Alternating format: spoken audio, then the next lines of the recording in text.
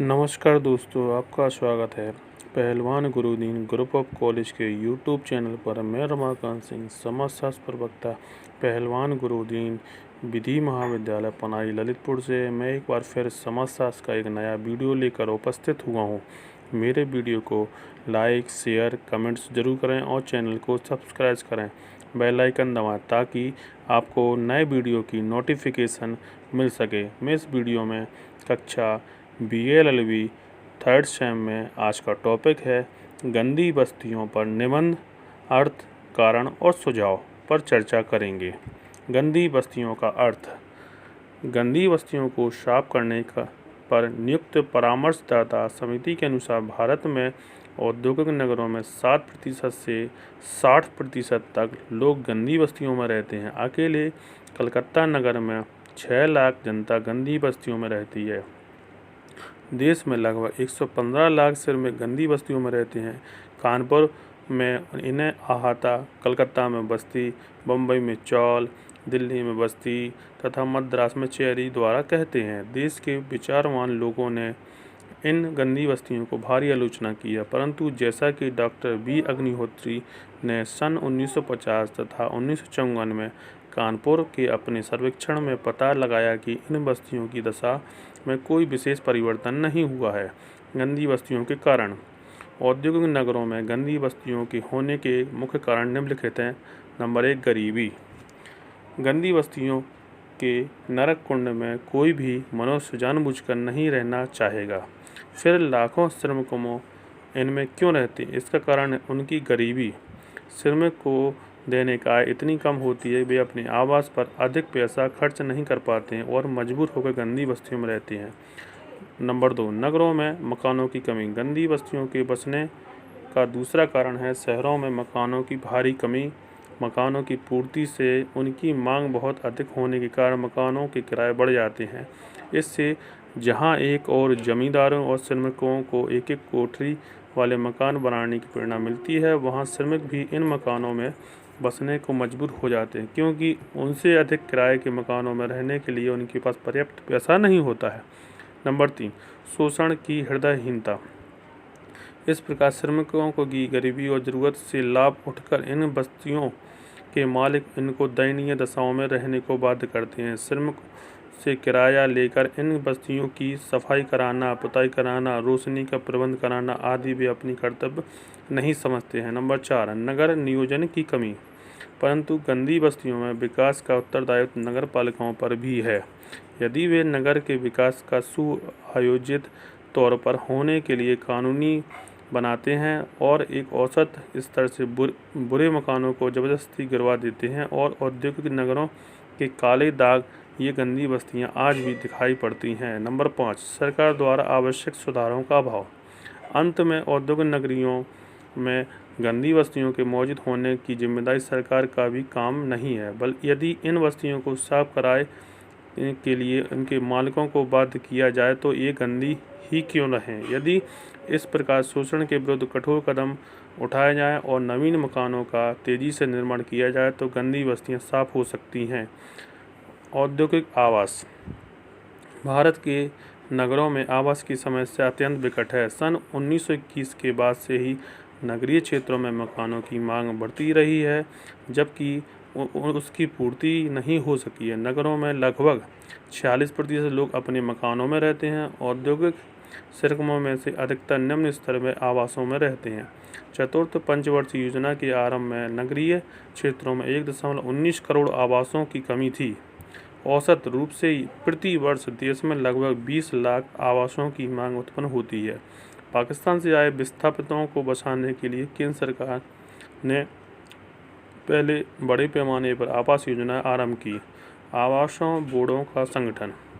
आंध्र प्रदेश, बिहार, गुजरात, हरियाणा, हिमाचल प्रदेश, केरल, मध्य प्रदेश, महाराष्ट्र, मैसूर, उड़ीसा, राजस्थान, तमिलनाडु, उत्तर प्रदेश, गोवा, दमन और दीव, असम, पंजाब, पांडिचेरी में विकास के लिए आवास बोर्ड स्थापित किए गए।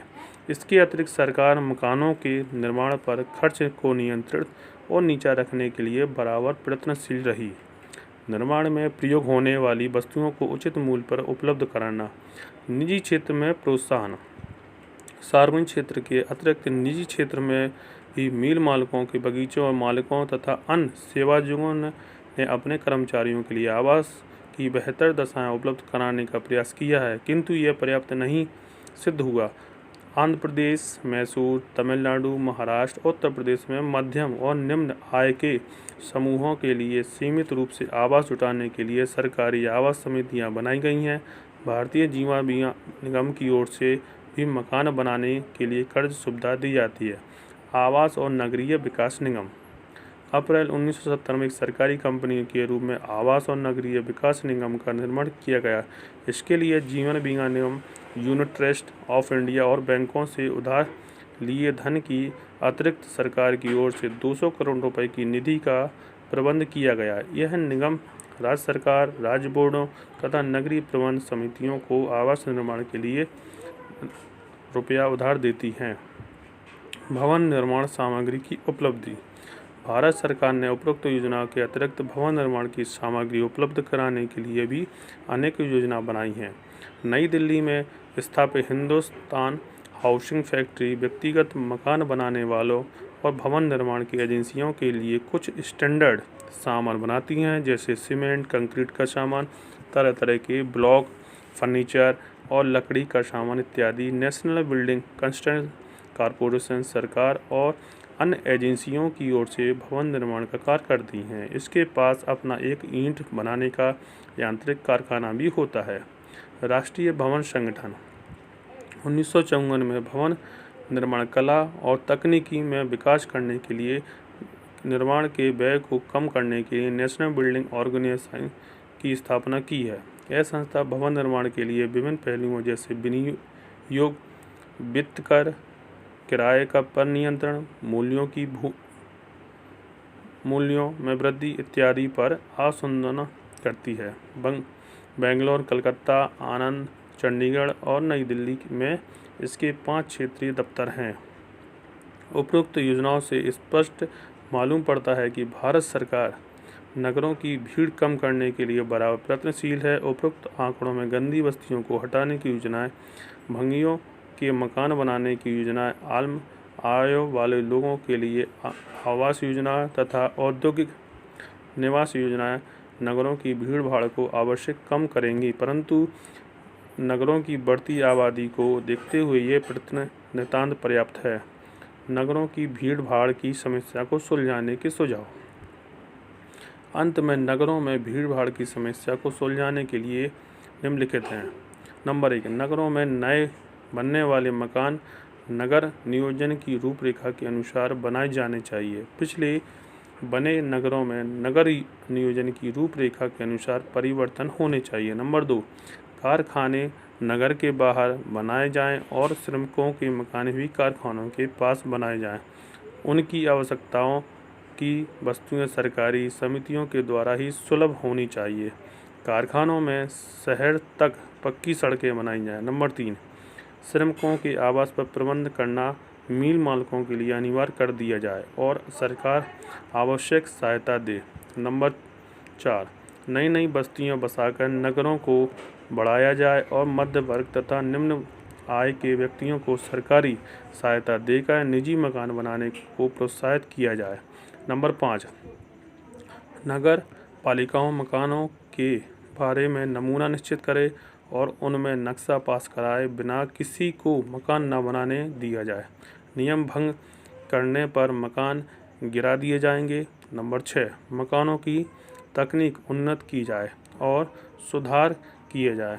नगर नियोजन, नगर और ग्राम आयोजन संगठन शहरी क्षेत्रों के विकास को तेज करने के लिए केंद्रीय निर्माण और आवास मंत्रालय का नगर और ग्राम आयोजन संगठन राज्य सरकारों को उनके नगर और ग्राम आयोजन विभागों को व्यवस्थित करने, शहरों और क्षेत्रों के विकास कार्यक्रम को तैयार करने, नगर और ग्राम आयोजन के लिए व्यापक कानून बनाने, नगर आयोजन परियोजना की प्रगति का मूल्यांकन करने, यातायात और परिवहन योजनाओं तथा सुंदर प्राकृतिक दृश्य संबंधित योजनाओं को तैयार करने में मदद देता है। यह संगठन अंतर्राज्यीय क्षेत्रीय योजनाओं और पिछड़े क्षेत्रों की विकास योजनाओं के निर्माण से भी संबंध है। बस आज का व्याख्यान यही समाप्त किया जाता है। धन्यवाद।